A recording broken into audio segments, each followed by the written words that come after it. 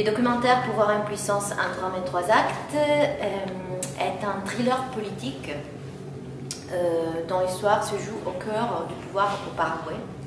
Donc j'ai eu la chance de suivre pendant 4 ans presque l'aventure au pouvoir d'un homme qui pensait pouvoir changer les choses.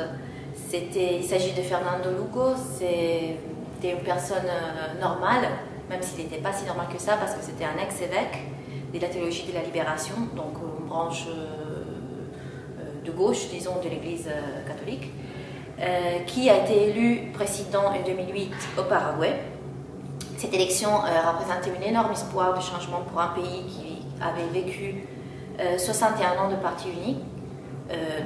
C'était la première fois en 2008 qu'il y avait un changement de couleur au pouvoir. Et donc c'était un grand espoir de changement. Donc c'est un film sur un peu shakespearien sur le pouvoir et sur la possibilité de changer les choses dès dedans. Ce film est la continuation d'un premier film que j'avais fait en 2008, au moment où Lugo était candidat aux élections présidentielles. Donc pendant ce premier film, j'avais suivi l'arrivée, disons la période préélectorale jusqu'au jour des élections. Donc ce premier film, il s'appelait La Tierra sin Mal, et il se termine le jour des élections avec la victoire de Lugo.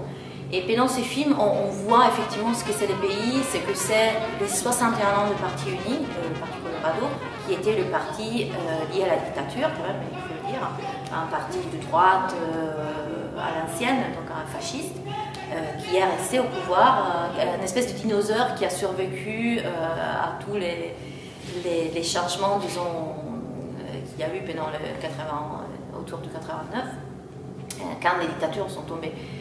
Au Paraguay, il s'est passé que oui, la dictature, ça se terminait en 89, mais le même parti qui avait soutenu le dictateur pendant toute sa dictature est resté, disons, seulement Stroessner a été enlevé, et tout le reste de la machine, tout le reste du parti, les chefs, toutes les positions clés des institutions, etc., ont continué à être gérés par les mêmes personnes de la dictature. Donc ça a été vraiment un changement de façade.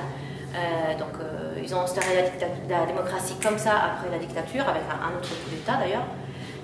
Et ils ont dit voilà, maintenant c'est la démocratie. Mais les gens ne sont pas débiles, donc ils ont bien vu que pas beaucoup de choses avaient changé.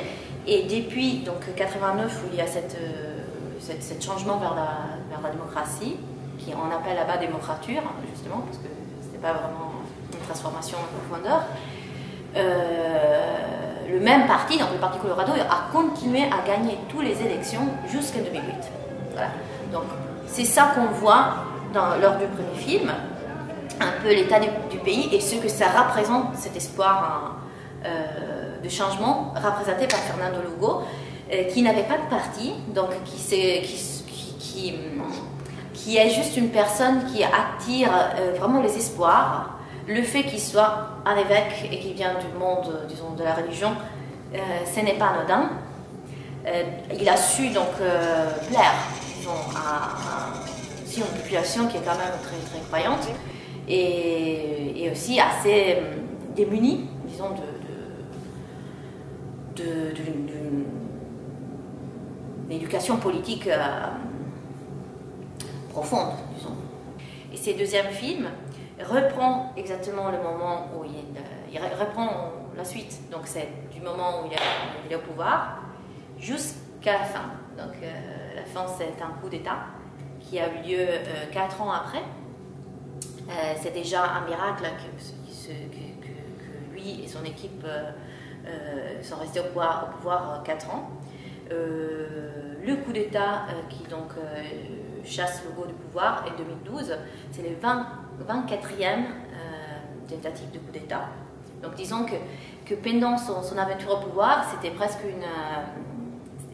ridicule, c'était presque comique.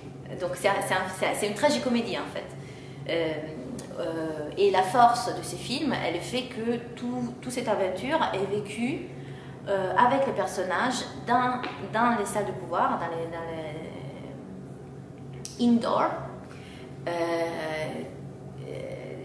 très très proche donc, du président de la République, donc Fernando Lugo, le Premier ministre Miguel Ángel López Perito et un sénateur Sixto Pereira. Donc on est vraiment dans les lieux de pouvoir avec eux à souffrir et dans la même boule de confusion dans laquelle eux ils sont obligés à évoluer.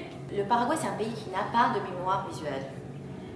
C'est-à-dire qu'il y a très très peu de films qui ont été produits et réalisés là-bas. Dernièrement, dans les dernières 4 années, 5 années, et d'après mon point de vue, c'est lié à ces changements politiques qu'il y a eu, il y a une espèce de renaissance. C'est-à-dire qu'il y a eu beaucoup plus de production audiovisuelle et des films produits, etc. Comme une espèce de revendication de l'identité. Mais avant ça, les films faits au Paraguay par des Paraguayens, on pouvait les compter sur les doigts d'une main dans tous les siècles, hein, tout le XXe siècle, il y avait, je sais pas, 5 films produits. Donc ça c'est extrêmement rare d'avoir un pays qui n'a pas d'identité, en fait, de représentation de soi-même. C'est pour ça aussi que je me suis sentie intriguée par ce pays et que j'ai voulu aller filmer là-bas.